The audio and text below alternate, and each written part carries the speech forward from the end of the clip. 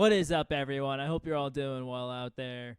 So, I want to talk to you all about probably the biggest crime to happen against the NYC skate community so far this year, and that is the removal of the Hellride 2 wall ride, as you can see I have pictured here, by some IPA drinking rec league goons.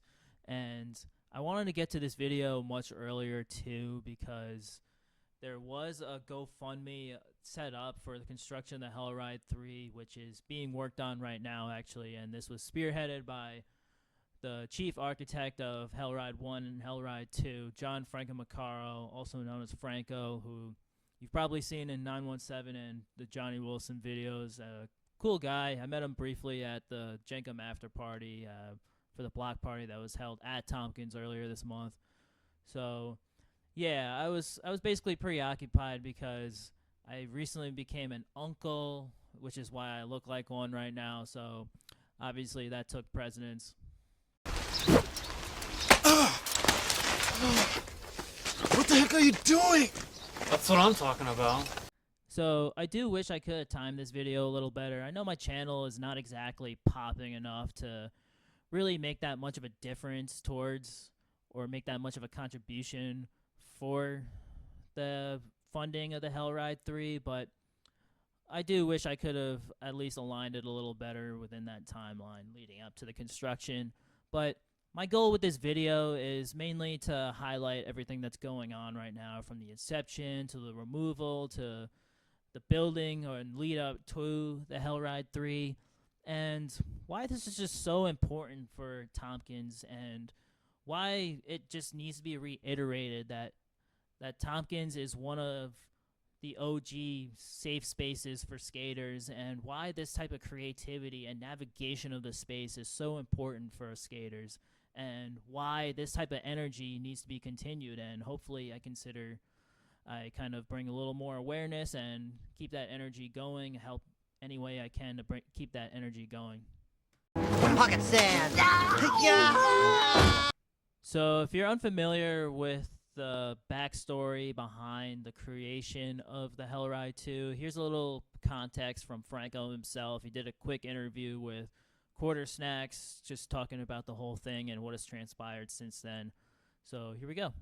Franco, I'm a builder and a skater. We built the Hellride 1, and then it turned into the Hellride 2. And then Simon Wallace and Garen, they were just stacking all of the boxes like crazy on top of each other. And yeah, everyone's just like, Yeah, this was a crazy trend too. If you haven't seen it yet, I recommend you check it out on Quarter Snacks. They made a article about this. Tompkins Tetris. These have been some of my favorite clips that have been going on this summer.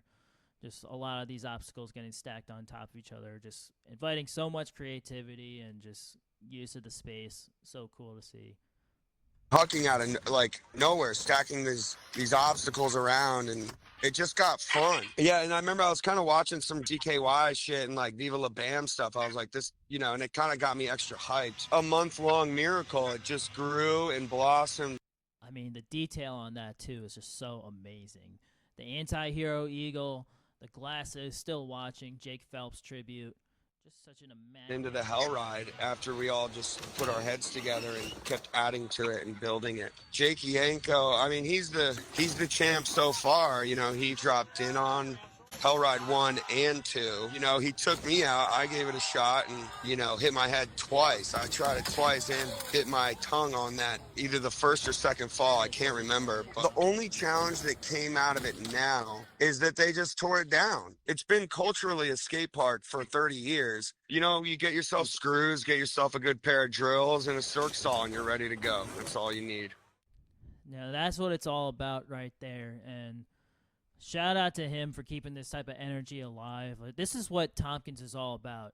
This has been a safe space for skaters since the late 80s, essentially. But just having this type of creativity, just having some screws and some tools ready, being able to kind of exert this type of creativity on such a safe space, and not only just for the skating and the obstacles, but just like how to navigate around Tompkins, and just all these locals building the obstacles together, stacking them on top, and then organically creating this wall ride that becomes the Hell Ride and becomes such a big hit at the Jenkem Block Party. I mean, it was crazy seeing Grant Taylor and Jake Yanko rip this thing in person. I saw that second drop in on the Hell Ride too. That was nuts to see in person. But shortly after all this, and only like a few days really, we come to find out, and shout out to Roth for getting this screenshot of this DM, but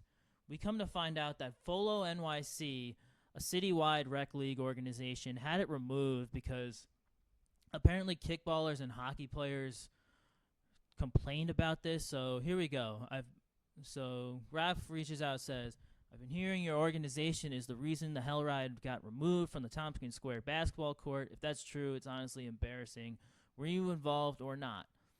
So the audio kind of crapped out at the end of that last recording, but what I go on to say is basically the organization tries to say that the kickball and hockey players complained that the Hell Ride was intruding in their space, but even Franco says this in his interview, the Hell Ride was placed well outside the lines that were in question that they play in, and it was along the fence too, so I really can't see how that would be interfering in those games in any sort of way.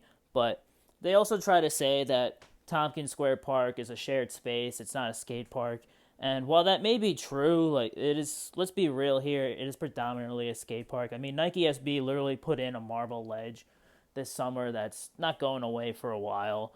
And it's okay, in my opinion, if they want to use it for their games for a couple hours out of the week. But once you start interfering with the main purpose of what it's been there, like the obstacles that people worked hard to set up or move around or anything like that, then that becomes a problem. Like that's an issue, that you're not really sharing the space. You're trying to take it over at that point, and I think that's wrong in itself.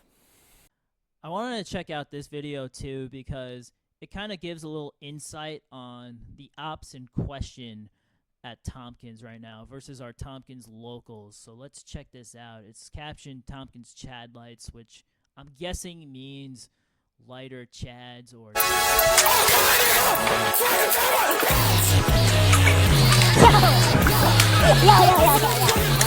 Now this is crazy right here. We got our Tompkins Warriors. They're fighting with Bamboo right now. That's pretty gnarly because Bamboo is a strong textile material, and they're just fighting with it casually on a Sunday against the Beta Chads. Yeah, that had to sting a little bit. Luckily, he didn't swing anywhere else with that. That would have been a pretty crazy situation.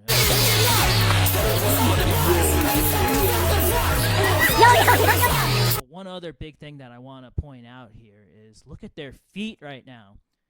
They're not even wearing rollerblades. They're wearing sneakers. Sneakers. Look at these wannabes just disgracing the Rocket Power name, trying to capture that energy when they could never do it. And I mean, this is our opposition right now. These are the people who are messing with our shit at Tompkins.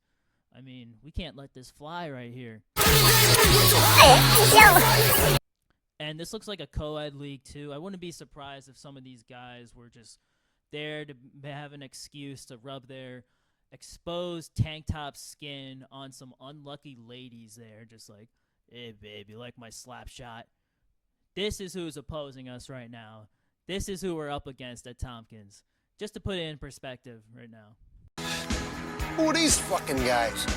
So yeah, based on the inception of the Hell Ride 1 and 2, the opposition that we have right now for the Hell Ride being taken down, the creation of the Hell Ride 3, which is about to happen, I think it's just very important to reiterate how much the space at Tompkins means to everybody who skates in NYC, and how important it is to kind of have that freedom to navigate the space in the way that Franco has and a lot of other locals have with the obstacles and creating more obstacles, and how this type of energy can't be tampered with. And I just wanted to make this video because I'm in full support of the energy that is going behind this right now, as anybody who rides a skateboard should be, rightfully so. And I wanted to talk about this to kind of bring more attention to that, to hopefully contribute to the energy going. But we need this type of